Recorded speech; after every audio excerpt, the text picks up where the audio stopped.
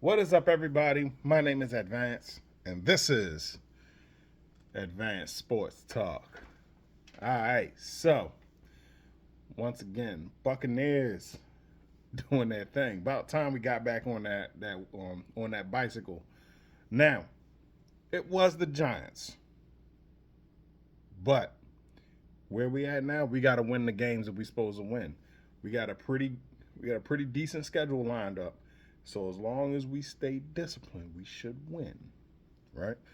All right, so I had to break out the dog shirt.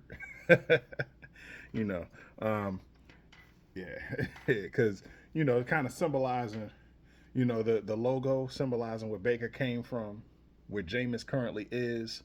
The red, consider Buccaneers. Where he at now. Where Jameis came from. So, you know, so let's get into this game now. It was a pretty running back focused game. So we kind of continuing with the theme that we've been continuing for the last 3 weeks since losing both of our top receivers in the Ravens game, and Mike Evans and Chris Godwin. And said they was pretty much going to need to lean on the running backs and utilize them more in the passing game. And that's pretty much what they did.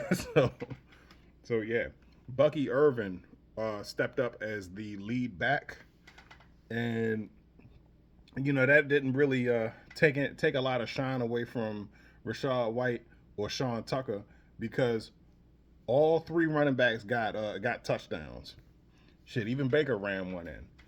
Now, the second underlying storyline, obviously, the return of Mike Evans. Actually, that was supposed to be the headline. The return of Mike Evans, and then the answer to the subsequent question: can he get 1,000 yards before the end of the season to break Jerry Rice's record? Right now it's tied, but can we do that?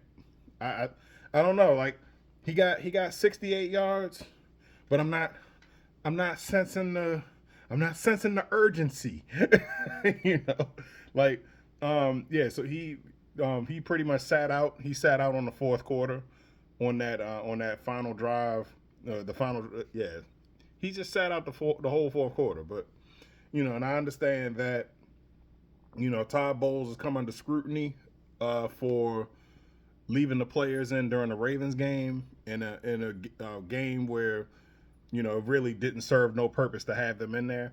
But hey, the players felt like they wanted to play, so they felt like they could win the game, so they wanted to play.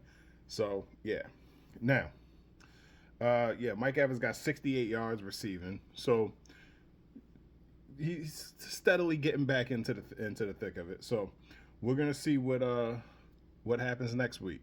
We got Carolina. so Carolina, oh man, they almost gave it to the Chiefs. Like I said, when Kansas City collapses, it's going to be catastrophic. So Kansas City lost last week, but they managed to eke this victory out this week. So yeah, so we got Carolina. Then I think we got Dallas, and then the Chargers. The Chargers. That's gonna be the most challenging game that we got coming down the stretch. But in any case, so Buccaneers won 30-7. It's it's not really it would have been something to talk about if we had lost. Let me just say that. So yeah, if we so we won. We were supposed to win the game. We won the game. So yeah, I'm just gonna leave it at that.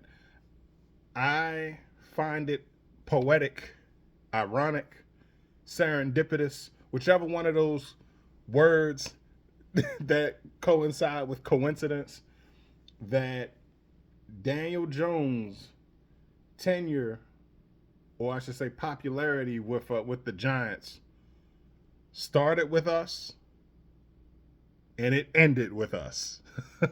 so if you don't know what I'm talking about the game back in 2019 where we had it Yeah, that was the game, the infamous game where Matt Gay kept missing kicks, and yeah, so but the despite him missing kicks, we were still ahead, you know, and then lo and behold, like yeah, so we scored a touchdown, we went ahead, the game was done, it was over with. There was like a minute or something, there was like a minute some change, less than a minute left in the game, and Daniel Jones just went on this Eli Manning like streak and just drove down the field, and they managed to kick a 50-yard field goal and win the game and beat us by like two.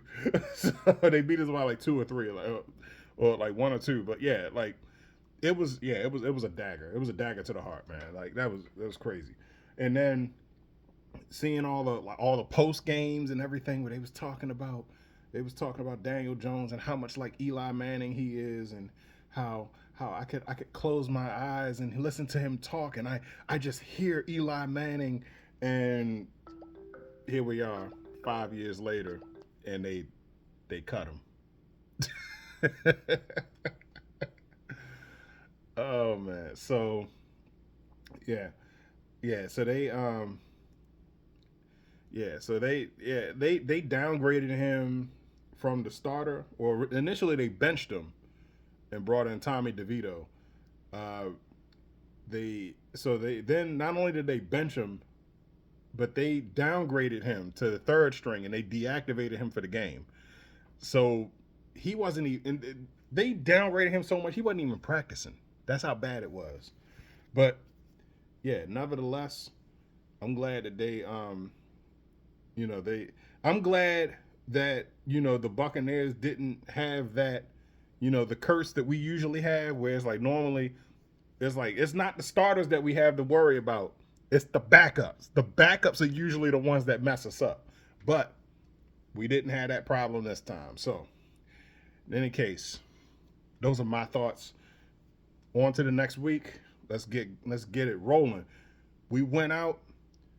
So we got 3 division games. We got the Panthers twice, and then we got the Saints at the end of the season. We can go 4-2 in the division and completely make it irrelevant that we got swept by the Falcons. Hey, Atlanta, you want to keep on losing? All right, fine, go right ahead. We will gladly pick up that. We will gladly pick up that bag that y'all dropped. But in any case, those are my thoughts. Put your comments in the comment section down below. How did your team do this Sunday? Did y'all win? Did y'all lose? Did y'all catch a dagger to the heart? Yeah, I can say this. I know the Commanders and I know the Panthers are really kicking themselves because they was so close. They was that close, and then they had the victory snatched from them by the jaws of defeat. But anyway, put your comments in the comment section down below. Let me know. Let's chop it up. We can start this conversation. My name's Advance. Don't forget to like, share, subscribe on everything. I'm out.